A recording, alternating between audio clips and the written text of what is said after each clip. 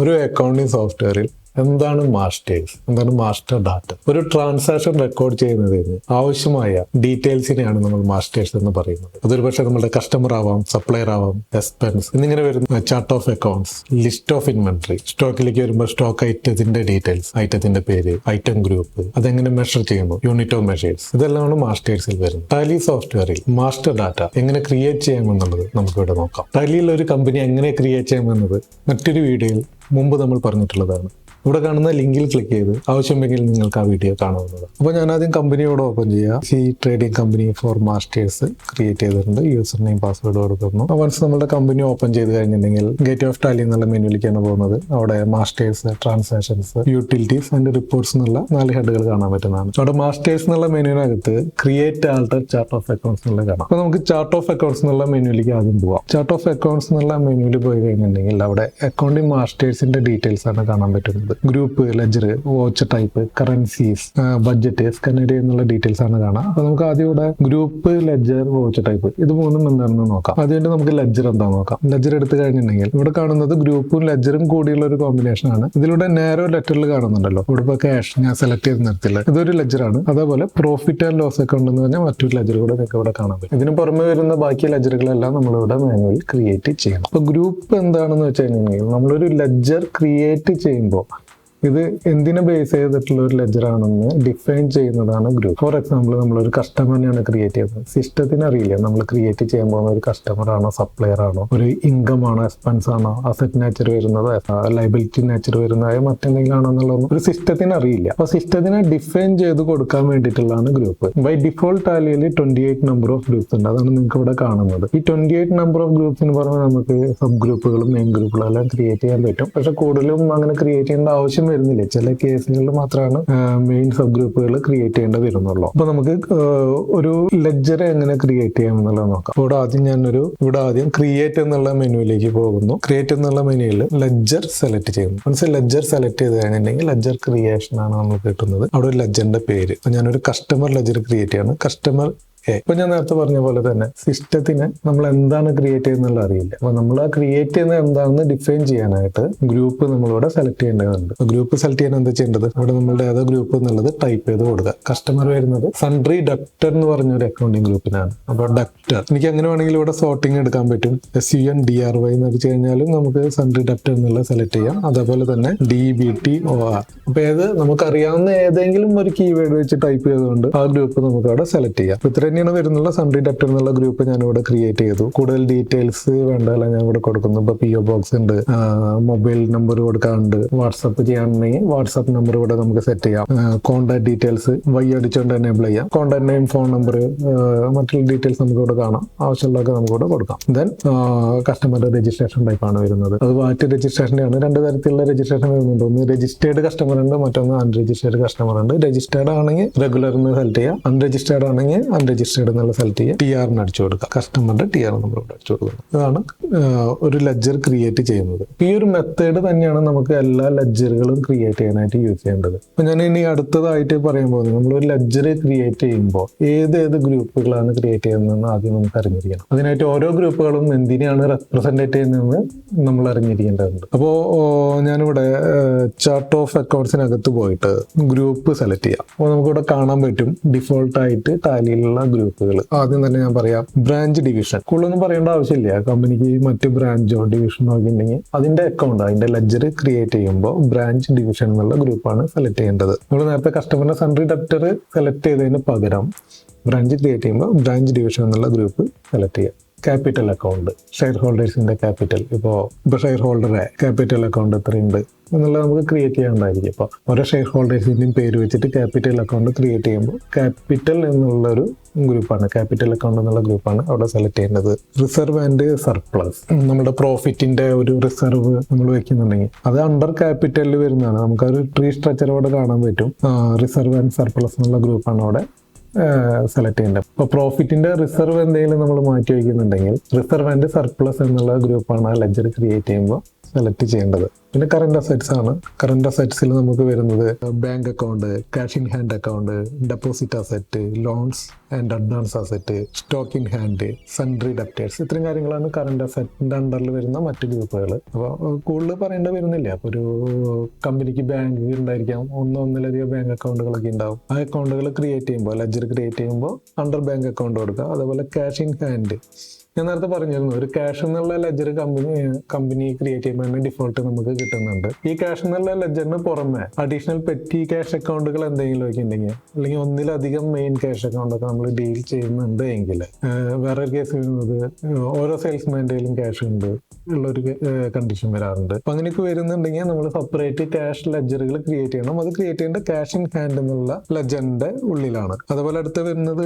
Deposit asset, കമ്പനിയുടെ ഡെപ്പോസിറ്റുകൾ, ചില caution ഡെപ്പോസിറ്റുകളൊക്കെ ഉണ്ടായിരിക്കാം. ഇപ്പൊ ഓഫീസ് റെന്റിന് ഒരു ഡെപ്പോസിറ്റ് കൊടുത്തിട്ടുണ്ടായിരിക്കാം. അതുപോലെ വിസ അലൊക്കേഷൻ ഡെപ്പോസിറ്റുകൾ, അങ്ങനെയൊക്കെ വരുന്ന ഡെപ്പോസിറ്റുകളുടെ ലെഡ്ജർ ക്രിയേറ്റ് ചെയ്യാൻ ഡെപ്പോസിറ്റ് അസറ്റ് ആണ്. അപ്പൊ കമ്പനീനെ സംബന്ധിച്ച് ഇത്തരം ഡെപ്പോസിറ്റുകൾ അസറ്റ് ആണ്, കമ്പനിയുടെ അസറ്റ് ആണ്. അപ്പൊ അത് ക്രിയേറ്റ് ചെയ്യുമ്പോൾ ഡെപ്പോസിറ്റ് അസറ്റ് എന്നുള്ള ഗ്രൂപ്പാണ് ലെഡ്ജറിൽ സെലക്ട് ചെയ്യേണ്ടത്. Loans and advance asset. എന്താണ് loans and advance asset?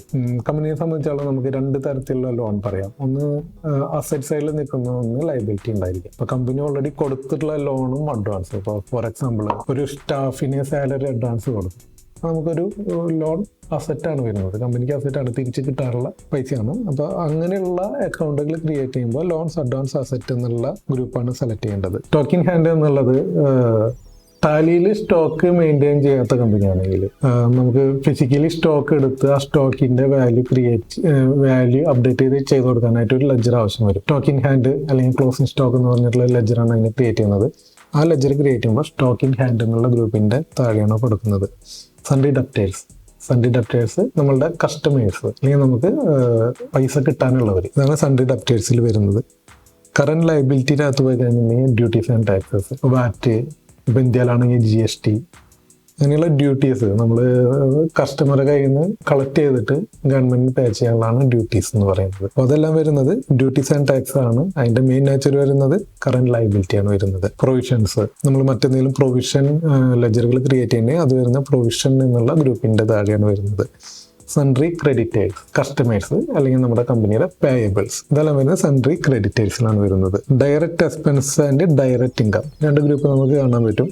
Direct expense, അതുപോലെ നമുക്ക് താഴേക്ക് പോയി കഴിഞ്ഞിട്ടുണ്ടെങ്കിൽ ഇൻഡയറക്റ്റ് എക്സ്പെൻസ്, ഇൻഡയറക്റ്റ് ഇൻകം കാണാനായിട്ട് പറ്റും. എന്താണ് ഡയറക്റ്റും ഇൻഡയറക്റ്റും തമ്മിലുള്ള വ്യത്യാസം? നമ്മുടെ കമ്പനിയുടെ ട്രേഡിംഗ് ആൻഡ് P&L അക്കൗണ്ട് എടുത്തു കഴിഞ്ഞിട്ടുണ്ടെങ്കിൽ ട്രേഡിംഗ് അക്കൗണ്ടിൽ വരേണ്ട വാല്യൂ ആണ് ഡയറക്റ്റ് ഇൻകം അല്ലെങ്കിൽ ഡയറക്റ്റ് എക്സ്പെൻസിൽ വരുന്നത്. ട്രേഡിംഗ് അക്കൗണ്ടിൽ ഉൾപ്പെടാതെ P&Lക്ക് മാത്രം വേണ്ടിയുള്ള വാല്യൂസ് ആണ് indirect income and indirect expense. അപ്പോൾ നമുക്ക് ഫോർ എക്സാമ്പിൾ ഒരു സർവീസ് ചാർജ് ഉണ്ട്, കമ്പനിയുടെ മെയിൻ ഇൻകം ആയിട്ട് വരുന്ന ഭാഗമാണ് സർവീസ് ചാർജ്. അതുപോലെ ഡയറക്റ്റ് എക്സ്പെൻസുകൾ വരുന്നത് additional cost of purchase, shipment നമ്മൾ പേ ചെയ്യുന്നുണ്ട്, ഫ്രൈറ്റ് എക്സ്പെൻസ്, കസ്റ്റംസ്, അങ്ങനെയുള്ള എല്ലാം നമ്മളുടെ കോസ്റ്റിങ്ങിനെ ഡയറക്റ്റ് എഫക്ട് ചെയ്യുന്നതാണ്. അങ്ങനെയുള്ള എക്സ്പെൻസ് ഡയറക്റ്റ് എക്സ്പെൻസിൽ കൊടുക്കണം. ഡയറക്റ്റ് ഇൻകം, സർവീസ് ചാർജ് പോലെയുള്ള മറ്റ് ഇൻകം എന്തെങ്കിലും ഉണ്ടെങ്കിൽ അത് ഡയറക്റ്റ് ഇൻകം, മീൻസ് ഡയറക്റ്റ് സെയിൽസിനെ എഫക്ട് ചെയ്യുന്ന പോലുള്ള ഇൻകമാണ് ഡയറക്റ്റ് ഇൻകം വരുന്നത്. അതുപോലെ ഫിക്സഡ് അസറ്റ്, കമ്പനിയുടെ മറ്റുള്ള ഫിക്സഡ് അസറ്റുകൾ, പ്ലാന്റ് ആൻഡ് മെഷീനറി ഉണ്ടായിരിക്കാം, വെഹിക്കിൾസ് ഉണ്ടായിരിക്കാം, അങ്ങനെയുള്ള ഫിക്സഡ് അസറ്റുകളെല്ലാം ക്രിയേറ്റ് ചെയ്യേണ്ടത് ഫിക്സഡ് അസറ്റ് എന്നുള്ള ഗ്രൂപ്പിലാണ്. ഈ ഫിക്സഡ് അസറ്റിന്റെ അക്യുമുലേറ്റഡ് ഡിപ്രീസിയേഷനും ഫിക്സഡ് അസറ്റ് എന്നുള്ള ഗ്രൂപ്പിൽ തന്നെയാണ് ക്രിയേറ്റ് ചെയ്യാറ്. ഇൻഡയറക്റ്റ് എക്സ്പെൻസ് ഞാൻ ഓൾറെഡി പറഞ്ഞു കഴിഞ്ഞു. മറ്റുള്ള എക്സ്പെൻസ് കമ്പനികളുടെ ഓപ്പറേഷണൽ ആൻഡ് റണ്ണിങ് എക്സ്പെൻസ് വരുന്നത് office rent, salary, water, electricity, telephone, ഇങ്ങനെയുള്ള എല്ലാം വരുന്നത് ഇൻഡയറക്റ്റ് എക്സ്പെൻസിലാണ്. ഇൻഡയറക്റ്റ് ഇൻകം പിന്നെ നമുക്ക് അങ്ങനെ എന്തെങ്കിലും ഇൻഡയറക്റ്റ് ആയിട്ട് വരുന്ന ഇൻകം ഉണ്ടെന്നുണ്ടെങ്കിൽ റെക്കോർഡ് ചെയ്യാൻ വേണ്ടിയിട്ടാണ് ഇൻഡയറക്റ്റ് ഇൻകം നമ്മളവിടെ കൊടുക്കുന്നത്. മറ്റ് ഇൻവെസ്റ്റ്മെന്റുകൾ എന്തെങ്കിലും ഉണ്ടെന്ന് വെച്ചിട്ടുണ്ടെങ്കിൽ ഇൻവെസ്റ്റ്മെന്റിനുള്ള ഒരു ഗ്രൂപ്പ് ടാലി കൊടുത്തിട്ടുണ്ട്. ലോൺസ് ലയബിലിറ്റി, റിസീവ്ഡ് ലോണുകൾ, ഇപ്പൊ കമ്പനി ബാങ്ക് ലോൺ എടുത്തിട്ടുണ്ട്, അതുപോലെ over draft account, over draft അല്ലെങ്കിൽ അതർ ക്യാഷ് ക്രെഡിറ്റ് എന്ന് പറയുന്ന ഒരു ഫെസിലിറ്റി നമ്മൾ എടുക്കുന്നുണ്ട്. അതെല്ലാം വരുന്നത് ലോൺസ് ലയബിലിറ്റിയിലാണ്. അവിടെ തന്നെ സെക്യൂർഡ് ലോൺ ഉണ്ട്, അൺസെക്യൂർഡ് ലോൺ ഉണ്ട്. അത് കഴിഞ്ഞിട്ടുണ്ടെങ്കിൽ മിസ്ലേനിയസ് എക്സ്പെൻസ് അസറ്റ്. അപ്പോൾ മിസ്ലേനിയസ് എക്സ്പെൻസിൽ നമ്മൾ ഇട്ടുള്ള ഏതെങ്കിലും ലെഡ്ജർ നമുക്ക് ഉണ്ടെങ്കിൽ അത് മിസ്ലേനിയസ് എക്സ്പെൻസ് അസറ്റ് എന്നുള്ള ലെഡ്ജറിന്റെ അണ്ടറിലാണ് ക്രിയേറ്റ് ചെയ്യേണ്ടത്. Then purchase account, sales account, suspense account. Purchase account നമ്മളൊരു പർച്ചേസ് ട്രാൻസാക്ഷൻ ചെയ്യുമ്പോൾ ഡെബിറ്റ് ചെയ്യുന്ന അക്കൗണ്ടാണ് പർച്ചേസ് അക്കൗണ്ട്. നോർമലി പർച്ചേസ് തന്നെയാണ് കൊടുക്കാറ്. ഒന്നിലധികം പർച്ചേസ് അക്കൗണ്ടുകൾ ഉണ്ടെങ്കിൽ അതും നമ്മൾ ഈ പർച്ചേസ് അക്കൗണ്ട് എന്നുള്ള ഗ്രൂപ്പിലാണ് ഉൾപ്പെടുത്തുന്നത്. സെയിൽസ് അക്കൗണ്ട്, നമുക്ക് എത്ര സെയിൽസ് അക്കൗണ്ട് ഉണ്ടെങ്കിലും നോർമലി വരുന്നത് സെയിൽസ് എന്നുള്ള ഒരൊറ്റ ലെഡ്ജറാണ് ക്രിയേറ്റ് ചെയ്യാറ്. അതിലും കൂടുതലുണ്ടെങ്കിൽ നമ്മൾ സെയിൽസ് അക്കൗണ്ട് എന്നുള്ള ഗ്രൂപ്പിലാണ് ഉൾപ്പെടുത്തുന്നത്. സസ്പെൻസ് അക്കൗണ്ട്, കമ്പനിക്ക് സസ്പെൻസ് ആയിട്ട് കിടക്കുന്ന എന്തെങ്കിലും ഉണ്ടെങ്കിൽ സസ്പെൻസ് അക്കൗണ്ട് എന്നുള്ള ഗ്രൂപ്പിൽ ക്രിയേറ്റ് ആണ് ചെയ്യുന്നത്. അപ്പോൾ അക്കൗണ്ടിങ് മാസ്റ്റേഴ്സ് എന്താണെന്ന് നമ്മളിവിടെ പറഞ്ഞു കഴിഞ്ഞു. അടുത്തതായിട്ട് ഇൻവെന്ററി മാസ്റ്റേഴ്സ്. ഇൻവെന്ററി മാസ്റ്റേഴ്സ് ടൈലിലേക്ക് പോകുമ്പോൾ നമ്മൾ ക്രിയേറ്റ് എന്നുള്ള മെനുവിൽ പോയി കഴിഞ്ഞിട്ടുണ്ടെങ്കിൽ അക്കൗണ്ടിങ് മാസ്റ്റേഴ്സ് എന്നുള്ള ഹെഡ് കാണാം, അതേപോലെ തന്നെ ഇൻവെന്ററി മാസ്റ്റേഴ്സ് എന്നുള്ള ഹെഡ് കാണാം. നമ്മുടെ ടാലിയുടെ F11 ഫീച്ചേഴ്സിനകത്ത് ഇൻവെന്ററി എനേബിൾ ചെയ്തിട്ടുണ്ടെങ്കിൽ, മെയിൻറ്റെയിൻ ഇൻവെന്ററി എന്നുള്ള വാല്യൂ യെസ് കൊടുത്തിട്ടുണ്ടെങ്കിൽ മാത്രമാണ് ഇൻവെന്ററി മാസ്റ്റേഴ്സ് നമുക്ക് അവിടെ വിസിബിൾ ആയിട്ട് വരുള്ളൂ. അപ്പോൾ ഇൻവെന്ററി മാസ്റ്റേഴ്സ് വിസിബിൾ ആയിട്ട് വന്നില്ലെങ്കിൽ F11 അകത്ത് പോയിട്ട് ഇൻവെന്ററി ഫീച്ചേഴ്സ് എനേബിൾ ചെയ്യേണ്ടതുണ്ട്. ഇപ്പോൾ ക്രിയേറ്റ് എന്നുള്ളതിൽ പോയി കഴിഞ്ഞിട്ടുണ്ടെങ്കിൽ ഇൻവെന്ററി മാസ്റ്റേഴ്സ് എന്നുള്ളത് കാണാം. അപ്പോൾ ഇൻവെന്ററി മാസ്റ്റേഴ്സിനകത്ത് നോർമലി നമ്മളൊരു ടൈലിലത്തെ ഡാറ്റ ക്രിയേറ്റ് ചെയ്താൽ ഒന്നും ഉണ്ടാവില്ല. A to Z എല്ലാം നമ്മൾ തന്നെ ക്രിയേറ്റ് ചെയ്യണം. ഒരു സ്റ്റോക്ക് ഐറ്റം ക്രിയേറ്റ് ചെയ്യാനായിട്ട് മെയിനായിട്ട് വരുന്ന സ്റ്റോക്ക് ഐറ്റം ആണല്ലോ. ഐറ്റം ക്രിയേറ്റ് ചെയ്യാനായിട്ട് മറ്റെന്ത് ഡീറ്റെയിൽസ് ആണ് നമുക്ക് ആവശ്യമുള്ളത്, മറ്റെന്തെല്ലാം ഡീറ്റെയിൽസ് നമുക്ക് കൊടുക്കണം, ആദ്യം നമ്മൾ ക്രിയേറ്റ് ചെയ്യേണ്ട ആ കാര്യങ്ങളാണ്. ഇവിടെ ഇൻവെന്ററി മാസ്റ്റേഴ്സിൽ നമുക്ക് കാണാൻ പറ്റും സ്റ്റോക്ക് ഗ്രൂപ്പ് ഉണ്ട്, സ്റ്റോക്ക് കാറ്റഗറി ഉണ്ട്, സ്റ്റോക്ക് ഐറ്റം ഉണ്ട്, യൂണിറ്റ് ഉണ്ട്, ലൊക്കേഷൻ ഉണ്ട്. സ്റ്റോക്ക് ഐറ്റം ഇവിടെ എടുക്കുന്നുണ്ട്. സ്റ്റോക്ക് ഐറ്റം ക്രിയേഷനിലേക്ക് പോകുമ്പോൾ ഇപ്പൊ ഞാനൊരു ഐറ്റത്തിന്റെ പേര് കൊടുക്കണം, ഐറ്റം എ ഇവിടെ കൊടുത്തു കഴിഞ്ഞിട്ടുണ്ടെങ്കിൽ അലിയാസ് എന്ന് കാണാൻ പറ്റും. അലിയാസ് എന്നുള്ളത് നമുക്ക് എന്തെങ്കിലും കോഡ് കൊടുക്കാനുള്ളതാണ്. ഇവിടെ പാർട്ട് നമ്പർ. അപ്പൊ നോർമലി അലിയാസിൽ ആരും കൊടുക്കാറില്ല, പകരം പാർട്ട് നമ്പറിലാണ് ഐറ്റത്തിന്റെ കോഡ് കൊടുക്കാറ്. ഐറ്റത്തിന്റെ ഡിസ്ക്രിപ്ഷൻ, ഇപ്പോൾ F12 ഡിസ്ക്രിപ്ഷൻ എന്നുള്ള ഒരു ഭാഗമൊക്കെ ഓൺ ആക്കിയിട്ട് കഴിഞ്ഞിട്ടുണ്ടെങ്കിൽ അഡീഷണൽ ഡിസ്ക്രിപ്ഷൻ എല്ലാം കൊടുക്കാൻ പറ്റും. സെറ്റ് മോഡിഫൈ ലെഡ്ജർ ഡീറ്റെയിൽസ് അത് നമുക്ക് പിന്നീട് പറയാം. ഇവിടെ വരുന്ന കാര്യങ്ങൾ അപ്പോൾ നമുക്കിവിടെ അണ്ടർ എന്നുള്ളതൊന്ന് കാണാൻ പറ്റും. അണ്ടർ എന്നുള്ള അതിൻ്റെ ഗ്രൂപ്പാണ്. അതുപോലെ കാറ്റഗറി എന്നുള്ളത് അതിൻ്റെ കാറ്റഗറിയാണ്. യൂണിറ്റ് എന്നുള്ള യൂണിറ്റ് ആണ്. ഇവിടെ നമുക്കൊന്നും കാണാൻ പറ്റുന്നില്ല. അപ്പോൾ ആദ്യം നമ്മൾ ഈ കാര്യങ്ങളെല്ലാം ക്രിയേറ്റ് ചെയ്യേണ്ടി വരും. അതിന് മുന്നേ ഞാനൊന്ന് പറഞ്ഞുതരാം എന്താണ് ഗ്രൂപ്പ്, എന്താണ് കാറ്റഗറി എന്നുള്ളത് പറഞ്ഞുതരാം. ഫോർ എക്സാമ്പിൾ നമ്മൾ ക്രിയേറ്റ് ചെയ്യുന്ന സ്റ്റോക്ക് ഐറ്റത്തിന്റെ നേച്ചർ, നമ്മളൊരു ടെലിവിഷനാണ് ക്രിയേറ്റ് ചെയ്യുന്നത്. അപ്പോൾ ടെലിവിഷൻ പല ബ്രാൻഡുകൾ വരുന്നുണ്ട്. LG വരുന്നുണ്ട്, സോണി വരുന്നുണ്ട്, സാംസങ് വരുന്നുണ്ട്, അങ്ങനെ പല ബ്രാൻഡിലുള്ള ടെലിവിഷൻ വരുന്നുണ്ട്. അപ്പോൾ നമുക്ക് ആ ടെലിവിഷന്റെ ബ്രാൻഡിനെ നമുക്ക് ഗ്രൂപ്പായിട്ട് ക്രിയേറ്റ് ചെയ്യാം. അപ്പോൾ അവിടെ കാറ്റഗറി എന്ന് പറയുന്നത് എന്തായിരിക്കും? ഫോർ എക്സാമ്പിൾ ഒരു കസ്റ്റമർ നമ്മുടെ അടുത്തേക്ക് വരാണ്. കസ്റ്റമർ പറയാണ് എനിക്ക് 55 ഇഞ്ച് LED ടെലിവിഷനാണ് വേണ്ടത്. അപ്പോൾ അതിൽ 55 ഇഞ്ച് LED എന്ന് പറയുന്നതാണ് കാറ്റഗറി. അപ്പോൾ നമുക്കിപ്പോൾ സാംസങ്ങിൽ വരുന്ന ഒരു കസ്റ്റമറുടെ അടുത്ത് സാംസങ് ഇല്ല, പക്ഷെ സെയിം കാറ്റഗറി വരുന്ന വേറൊരു ബ്രാൻഡ് ഉണ്ടെന്ന് പറയുന്നുണ്ടെങ്കിൽ അത് സെർച്ച് ചെയ്യേണ്ടത് നമുക്ക് ആ കാറ്റഗറിക്ക് അകത്ത് പോയിട്ടാണ്. അപ്പോൾ സ്റ്റോക്കിന്റെ ഗ്രൂപ്പ് നമ്മൾ അതിന്റെ സ്റ്റോക്കിന്റെ ബ്രാൻഡ് കൊടുത്തു, കാറ്റഗറി എന്നുള്ളത് അതിന്റെ ടൈപ്പ് കൊടുത്തു. യൂണിറ്റ് നമ്മൾ എങ്ങനെയാണ് ഒരു ഐറ്റത്തിനെ മെഷർ ചെയ്യുന്നത്. ഇപ്പോൾ പലതരത്തിലുള്ള ഐറ്റംസ് ഉണ്ട്. നമ്മൾ പീസസിൽ അല്ലെങ്കിൽ നമ്പേഴ്സ് എന്ന് പറഞ്ഞിട്ട് മെഷർ ചെയ്യുന്നുണ്ട്, ലിറ്റേഴ്സ് ഉണ്ട്, ചില ഐറ്റംസ് മെട്രിക് ടൺ കൊടുക്കുന്നുണ്ട്, കിലോഗ്രാംസിൽ കൊടുക്കുന്നുണ്ട്. ഓരോ ഐറ്റത്തിനും അതിൻ്റെതായ ഒരു യൂണിറ്റ് ടൈപ്പ് ഉണ്ടായിരിക്കും. ഇപ്പോൾ ഫോർ എക്സാമ്പിൾ നമ്മളൊരു ഷൂ വാങ്ങണമെങ്കിൽ പെയർ എന്ന് പറയുന്നുണ്ടായിരിക്കാം, അതുപോലെ പാക്കറ്റ് ഉണ്ടായിരിക്കാം. അപ്പോൾ പേപ്പർ ആണെങ്കിൽ റീം എന്നാണ് പറയുന്നത്, ഔട്ടർ ഉണ്ട്. അപ്പോൾ അങ്ങനെ പലതരത്തിലുള്ള യൂണിറ്റുകൾ പല ഐറ്റത്തിനുണ്ടായിരിക്കും. അപ്പോൾ അത്രയും യൂണിറ്റുകൾ ആദ്യം ക്രിയേറ്റ് ചെയ്തിട്ട് അത് നമുക്ക് സ്റ്റോക്ക് ഐറ്റത്തിൻ്റെ കൂടെ ഡിഫൈൻ ചെയ്യണം. ഈ ഐറ്റത്തിന് നമ്മൾ മെഷർ ചെയ്യുന്ന യൂണിറ്റ് ഇന്നതാണെന്നുള്ളത്. അപ്പോൾ അതിനാണ് ആദ്യം യൂണിറ്റ് ക്രിയേറ്റ് ചെയ്യേണ്ടത്. ലൊക്കേഷൻ അതിൻ്റെ ലൊക്കേഷനാണ്. അതിൻ്റെ ലൊക്കേഷൻ്റെ നമ്മൾ വേറെ വീഡിയോ ചെയ്യാം, അന്നേരം ലൊക്കേഷൻ എന്താണെന്ന് പറയാം. അപ്പോൾ ആദ്യം തന്നെ ഞാനിപ്പോൾ ഒരു സ്റ്റോക്ക് ഗ്രൂപ്പ് ക്രിയേറ്റ് ചെയ്യാം. ഞാൻ നേരത്തെ പറഞ്ഞ പോലെ നമുക്ക് ടെലിവിഷൻ, LG ടെലിവിഷൻ എന്ന് പറഞ്ഞ് കൊടുക്കാം. അപ്പോൾ ഗ്രൂപ്പിന് നമുക്ക് വേറൊരു കാര്യം കൂടി ഉണ്ട്. നമുക്ക് എത്ര സബ് കാറ്റഗറി വേണമെങ്കിലും ക്രിയേറ്റ് ചെയ്യാൻ പറ്റും. അപ്പോൾ നമുക്ക് ആദ്യം ഒരു മെയിൻ ഗ്രൂപ്പ്, ഫോർ എക്സാമ്പിൾ ഇപ്പോൾ ടെലിവിഷൻ എന്നുള്ള മാറ്റിയിട്ട് ഞാൻ എന്ത് ചെയ്യുന്നത് ഇലക്ട്രോണിക്സ് എന്നുള്ളൊരു ഗ്രൂപ്പ് ക്രിയേറ്റ് ചെയ്യാണ്. ഇവിടെ should quantity of item to be added എന്നുള്ള ഓപ്ഷൻ ഉണ്ട്. ഓപ്ഷൻ എനേബിൾ ചെയ്ത് കഴിഞ്ഞിട്ടുണ്ടെങ്കിൽ റിപ്പോർട്ടുകൾ വരുമ്പോൾ, നമ്മൾ സ്റ്റോക്ക് സമ്മറി റിപ്പോർട്ടൊക്കെ വരുമ്പോൾ നമുക്ക് സ്റ്റോക്ക് ഗ്രൂപ്പ് എന്താണെന്ന് നോക്കാം. സ്റ്റോക്ക് ഗ്രൂപ്പ് ഞാൻ നേരത്തെ പറഞ്ഞ പോലെ ടെലിവിഷൻ എന്നുള്ളൊരു ഗ്രൂപ്പ് നമുക്ക് ക്രിയേറ്റ് ചെയ്യാം. അപ്പോൾ സ്റ്റോക്ക് ഗ്രൂപ്പ് കാറ്റഗറികളെല്ലാം ക്രിയേറ്റ് ചെയ്യുമ്പോൾ ടാലിയിലുള്ള ഒരു പ്രത്യേകതയാണ്, നമുക്ക് എത്ര വേണമെങ്കിൽ നമുക്ക് സബ് ഗ്രൂപ്പുകൾ ക്രിയേറ്റ് ചെയ്യാൻ പറ്റും. മെയിൻ ഗ്രൂപ്പ്, സബ് ഗ്രൂപ്പ് അങ്ങനെ ക്രിയേറ്റ് ചെയ്യാനായിട്ട് പറ്റും. അപ്പോൾ ഞാനിവിടെ ഇലക്ട്രോണിക്സ് എന്ന് പറഞ്ഞിട്ടൊരു ഗ്രൂപ്പ് ക്രിയേറ്റ് ആണ്. ELECTRONICS electronics. ഇവിടെ അണ്ടർ എന്ന് പറഞ്ഞ് കാണിക്കുന്നുണ്ട്. അണ്ടർ പ്രൈമറി എന്ന് പറയുന്നത് നമ്മളുടെ ബേസ് ഗ്രൂപ്പാണ് വരുന്നത്. ഇപ്പോൾ should quantity of item to be added എന്നുള്ള ഓപ്ഷൻ യെസ് കൊടുത്തിട്ടുണ്ടെങ്കിൽ ടോട്ടൽ ഈ ഗ്രൂപ്പിൽ എത്ര ഐറ്റം ഉണ്ട് എന്നുള്ളത് നമുക്ക് റിപ്പോർട്ട്സ് എടുക്കുമ്പോൾ കാണാനായിട്ട് പറ്റും. അപ്പോൾ അതിൻ്റെ ഒരു ടോട്ടൽ ചെയ്ത് കിട്ടാൻ വേണ്ടിയിട്ടാണ് should quantities of item to be added എന്നുള്ള ഓപ്ഷൻ എനേബിൾ ചെയ്യേണ്ടത്. അപ്പോൾ രണ്ട് യൂണിറ്റിലുള്ള ഐറ്റൊക്കെയാണെന്ന് വെച്ചിട്ടുണ്ടെങ്കിൽ ഓരോ ഓപ്ഷൻ നമുക്ക് കിട്ടില്ല കേട്ടോ. അതേപോലെ ഇലക്ട്രോണിക്സിനകത്ത് ഞാൻ ടെലിവിഷൻ എന്നുള്ള കൊടുക്കുമ്പോൾ നമുക്ക് അതിൻ്റെ മെയിൻ ഗ്രൂപ്പായിട്ട് ഇലക്ട്രോണിക്സ് കൊടുക്കാൻ പറ്റും. അതേപോലെ ക്യാമറ ഇലക്ട്രോണിക്സ് എന്ന് കൊടുക്കാൻ പറ്റും. അതേപോലെ ഇലക്ട്രിക്കൽസ് എന്നുള്ളൊരു ഗ്രൂപ്പ് എനിക്ക് ക്രിയേറ്റ് ചെയ്യാം. അത് മെയിൻ ഗ്രൂപ്പായിട്ട് ക്രിയേറ്റ് ചെയ്യാം. സബ് ഗ്രൂപ്പ് നമുക്ക് നേരത്തെ പറഞ്ഞ പോലെ ക്രിയേറ്റ് ചെയ്യാനായിട്ട് പറ്റും. അപ്പോൾ ഗ്രൂപ്പ് ക്രിയേറ്റ് ചെയ്ത് കഴിഞ്ഞിട്ടുണ്ടെങ്കിൽ ഞാനിപ്പോൾ ഒരു സ്റ്റോക്ക് കാറ്റഗറി ക്രിയേറ്റ് ചെയ്യാണ്. ഇപ്പോൾ 55 ഇഞ്ച് ടെലിവിഷൻ എന്ന് പറഞ്ഞിട്ട് ക്രിയേറ്റ് ചെയ്യണം. അതേപോലെ ഇഞ്ച് ടെലിവിഷൻ. അപ്പോൾ നമുക്ക് കാറ്റഗറീസും നമുക്ക് ഇവിടെ ക്രിയേറ്റ് ചെയ്യാനായിട്ട് പറ്റും. അപ്പോൾ ഇത്രയും ക്രിയേറ്റ് ചെയ്ത് കഴിഞ്ഞിട്ട് ഇപ്പം ഞാൻ ഗ്രൂപ്പ് ക്രിയേറ്റ് ചെയ്തു, കാറ്റഗറി ക്രിയേറ്റ് ചെയ്തു. അടുത്തായിട്ട് ഞാൻ യൂണിറ്റ് ക്രിയേറ്റ് ചെയ്യാം. അപ്പോൾ യൂണിറ്റ് ഞാൻ നമ്പേഴ്സ് എന്ന് പറഞ്ഞിട്ട് ക്രിയേറ്റ് ചെയ്യാം. ഇപ്പോൾ വേറെ ചില ഐറ്റംസ് പാക്കറ്റ് ഉണ്ടെങ്കിൽ PKT പാക്കറ്റ്, ഫോർമൽ നെയിം എന്താണെന്ന് വെച്ചാൽ PACKT പാക്കറ്റ് എന്ന് കൊടുക്കാനായിട്ട് പറ്റും. അപ്പോൾ യൂണിറ്റ് ക്രിയേറ്റ് ചെയ്യുമ്പോൾ നമ്മളെപ്പോഴും ശ്രദ്ധിക്കേണ്ട ഒരു ഭാഗമാണ് നമ്പർ ഓഫ് ഡെസിമൽ പ്ലേസസ് എന്നുള്ളത്. അപ്പോൾ നമ്മളൊരു നമ്പർ ഓഫ് ഡെസിമൽ പ്ലേസസ് കൊടുത്തു കഴിഞ്ഞിട്ടുണ്ടെങ്കിൽ, ഫോർ എക്സാമ്പിൾ കിലോഗ്രാം എന്നുള്ള ഒരു യൂണിറ്റ് ആണ് ക്രിയേറ്റ് ചെയ്യുന്നത്. നമുക്ക് ക്രിയേറ്റ് ചെയ്യാം കിലോഗ്രാം എന്നുള്ള യൂണിറ്റ്, KGS കിലോഗ്രാംസ് എന്നുള്ള യൂണിറ്റ്, കിലോഗ്രാംസ് എന്നുള്ള യൂണിറ്റ് ക്രിയേറ്റ് ചെയ്യുമ്പോൾ നമുക്ക് 1 കിലോ 950 ഗ്രാം അല്ലെങ്കിൽ 955 ഗ്രാം ഉണ്ട് നോക്കി. അപ്പോൾ പോയിന്റ് കഴിഞ്ഞിട്ട് വരുന്ന എത്ര ഡെസിമൽ ഉണ്ടോ അതാണ് നമ്പർ ഓഫ് ഡെസിമൽ പ്ലേസസ് എന്ന് പറയുന്നത്. ഇതിവിടെ 0 കൊടുത്തു കഴിഞ്ഞിട്ടുണ്ടെങ്കിൽ അടുത്ത നമ്പറിലേക്ക് പോവുള്ളൂ. ഫോർ എക്സാമ്പിൾ 1.5 കിലോഗ്രാംസ് അടിച്ചു കഴിഞ്ഞിട്ടുണ്ടെങ്കിൽ ടാലി എടുക്കുക 2 കിലോസ് എന്നായിരിക്കും. കാരണം നമ്മളിവിടെ 0 ഡെസിമലാണ് കൊടുത്തിട്ടുള്ളത്. അപ്പോൾ ഓരോ യൂണിറ്റിനും ആ യൂണിറ്റിന് കൊടുക്കേണ്ടതായ ഡെസിമൽ പ്ലേസസ് ഉണ്ടാക്കി. ഇപ്പൊ കിലോഗ്രാംസിന് എപ്പോഴും നമ്മൾ 3 ഡെസിമലാണ് കൊടുക്കാറ്. അതുപോലെ ലിറ്റർ വരുമ്പോൾ 3 ഡെസിമൽ കൊടുക്കും. മീറ്റർ വരുമ്പോൾ 2 ഡെസിമലാണ് കൊടുക്കുന്നത്. അപ്പൊ അങ്ങനെ ഓരോ യൂണിറ്റിനും കൊടുക്കേണ്ടതായ ഡെസിമൽ പ്ലേസസ് ഉണ്ട്. ആ ഡെസിമൽ പ്ലേസ് ആണ് നമ്മളിവിടെ കൊടുക്കേണ്ടത്. അപ്പോൾ ഒരു ഡെസിമൽ പ്ലേസ് കൊടുക്കുമ്പോൾ ശ്രദ്ധിക്കേണ്ട ഏറ്റവും വലിയ കാര്യം, നമ്മൾ ഒരു ഡെസിമൽ പ്ലേസ് കൊടുത്ത് ഐറ്റം ക്രിയേറ്റ് ചെയ്ത് കഴിഞ്ഞു കഴിഞ്ഞാൽ പിന്നെ ആ ഡെസിമൽ പ്ലേസ് താഴത്തേക്ക് മീൻസ് റെഡ്യൂസ് ചെയ്യാനായിട്ട് പറ്റില്ല. അപ്പോൾ 2 ഡെസിമൽ പ്ലേസ് കൊടുത്തുള്ള 3 ആക്കി മാറ്റാൻ പറ്റും. പക്ഷെ 3 കൊടുത്തിട്ടുള്ള ഒരു യൂണിറ്റിന്റെ ഡെസിമൽ ഒരിക്കലും 2 റെഡ്യൂസ് ചെയ്യാൻ പറ്റില്ല. ഇപ്പൊ കിലോഗ്രാംസ് എന്നുള്ളത് എപ്പോഴും നമുക്ക് 3 വേണ്ടതാണ്. ഇപ്പൊ 0.999 വരെ വരും. അതുപോലെ ലിറ്ററിന് അങ്ങനെ വരും. പക്ഷെ മീറ്റർ എടുക്കുമ്പോൾ അങ്ങനെ വരില്ല.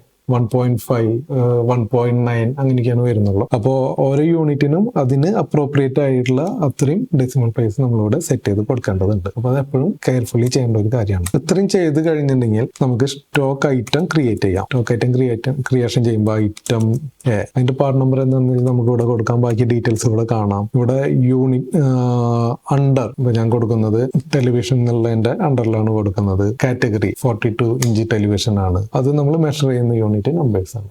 ഇത്രയാണ് വരുന്നുള്ളത്. ഇവിടെ ആൾട്ടർനേറ്റീവ് യൂണിറ്റ് ഞാൻ സെറ്റ് ചെയ്തിട്ടുണ്ട്. അപ്പൊ ആൾട്ടർനേറ്റീവ് യൂണിറ്റ് എന്ന് പറഞ്ഞാൽ ചില ഐറ്റത്തിന് ഒന്നിലധികം യൂണിറ്റുകൾ ഉണ്ടായിരിക്കാം. അപ്പൊ ഒരു കാർട്ടൺ ഈക്വൽ ടു 12 പീസസ് അങ്ങനെയൊക്കെ വരുന്ന കേസുകളൊക്കെ ഉണ്ടെന്നുണ്ടെങ്കിൽ നമുക്ക് അവിടെ കൊടുക്കാം. അപ്പൊ ഞാൻ ഫോർ എക്സാമ്പിൾ കാണിച്ചുതരാം. ഒരു പാക്കറ്റ് കൊടുത്തു കഴിഞ്ഞാൽ ഇവിടെ നമുക്ക് അതിന്റെ കൺവേർഷൻ ചോദിക്കാം. ഒരു പാക്കറ്റിൽ എത്ര നമ്പേഴ്സ് ഉണ്ടെന്നല്ല ഞാൻ ഇവിടെ നോട്ട് അപ്ലിക്കബിൾ ആണ് കൊടുക്കുന്നത്. അതെല്ലാം നമുക്ക് ഡീറ്റെയിൽ ആയിട്ട് വേറൊരു വീഡിയോയിൽ പറയാം. ഇത്രയാണ് നമുക്കൊരു സിമ്പിൾ സ്റ്റോക്ക് ഐറ്റം ക്രിയേറ്റ് ചെയ്യാനായിട്ട് വരുന്നുള്ളൂ. അതുപോലെ തന്നെ ക്രിയേറ്റ് ചെയ്യുന്നതിന് നമുക്ക് ഷോർട്ട് കട്ട് ഉണ്ട്. ഇപ്പൊ ഒരു ട്രാൻസാക്ഷൻ അകത്ത് നിന്നുകൊണ്ട് അല്ലെങ്കിൽ വേറൊരു മാസ്റ്റർ ക്രിയേറ്റ് ചെയ്യുമ്പോൾ അതിന്റെ for example create stock item കൊടുക്കുമ്പോൾ ഐറ്റത്തിന്റെ പേര് നമ്മളിവിടെ കൊടുത്തു. അത് കഴിഞ്ഞിട്ട് ഇവിടെ അണ്ടർ വന്നു. അണ്ടർ വരുമ്പോൾ നമുക്ക് ഇവിടെ ക്രിയേറ്റ് എന്നുള്ള ഓപ്ഷൻ വേറെ കാണുന്നുണ്ട്. അപ്പോൾ ഒരു ഇല്ലാത്തൊരു ഗ്രൂപ്പ് ക്രിയേറ്റ് ചെയ്യണമെങ്കിൽ നമുക്ക് ഇവിടെ നിന്ന് ക്രിയേറ്റ് എന്നുള്ള മെനു സെലക്ട് ചെയ്തിട്ട് പോകാൻ പറ്റും. അല്ലെങ്കിൽ Alt+C എന്നുള്ള ഒരു കീ പ്രസ് ചെയ്ത് കഴിഞ്ഞിട്ടുണ്ടെങ്കിൽ കീബോർഡിൽ Alt+Cയും ഒരുമിച്ച് പ്രസ് ചെയ്ത് കഴിഞ്ഞിട്ടുണ്ടെങ്കിൽ നമ്മൾ ആ ഫീൽഡിൽ സെലക്ട് ചെയ്യേണ്ടത് എന്താണോ അത് ക്രിയേറ്റ് ചെയ്യാൻ പറ്റും. അതിപ്പോൾ ഒരു മാസ്റ്റർ ക്രിയേഷനിൽ മാത്രമല്ല, നമുക്കിപ്പോൾ ഒരു പർച്ചേസ് ട്രാൻസാക്ഷൻ ചെയ്യുമ്പോൾ പുതിയൊരു ഐറ്റം വരാണെങ്കിൽ നമുക്ക് നോർമലി ഇപ്പോൾ ചിന്തിക്കുക നമ്മൾ ആ പർച്ചേസ് ട്രാൻസാക്ഷൻ പോസ് ചെയ്തുകൊണ്ട് വീണ്ടും ക്രിയേറ്റ് സ്റ്റോക്ക് ഐറ്റം എന്ന് പറഞ്ഞു കൊടുക്കേണ്ടി വരും. അതിന്റെ ആവശ്യം വരുന്നില്ല. പകരം അവിടെ നിന്നുകൊണ്ട് ഇപ്പോൾ ഒരു ഐറ്റം സെലക്ട് ചെയ്യുന്ന ഫീൽഡിൽ നിന്നുകൊണ്ട് Alt+C പ്രസ് ചെയ്ത് കഴിഞ്ഞിട്ടുണ്ടെങ്കിൽ അവിടെ നിന്ന് നമുക്ക് പുതിയ ഐറ്റം ക്രിയേറ്റ് ചെയ്യാനായിട്ട് പറ്റും. ഐറ്റത്തിന് മാത്രമല്ല, നമുക്കൊരു ലെജർ ക്രിയേറ്റ് ചെയ്യാം, യൂണിറ്റ് ക്രിയേറ്റ് ചെയ്യാം, ഗ്രൂപ്പ് ക്രിയേറ്റ് ചെയ്യാം. അപ്പോൾ ഏത് മാസ്റ്റർ ആണെങ്കിലും നമുക്ക് ആ അപ്രോപ്രിയേറ്റ് ഫീൽഡിൽ നിന്നുകൊണ്ട് Alt+C പ്രസ് ചെയ്ത് കഴിഞ്ഞാൽ ക്രിയേറ്റ് ചെയ്യാനായിട്ട് പറ്റും. ഇതാണ് ബേസിക്കലി നമുക്ക് മാസ്റ്റർ ക്രിയേഷനിൽ വരുന്നുള്ളൂ. Ledger and stock item creation plus അതിന്റെ കൂടെയുള്ള ഗ്രൂപ്പുകൾ. ഈ വീഡിയോ നിങ്ങൾക്ക് ഉപകാരപ്രദമായി എന്ന് കരുതുന്നു. കൂടുതൽ വീഡിയോകൾക്കായി ഞങ്ങളുടെ ചാനൽ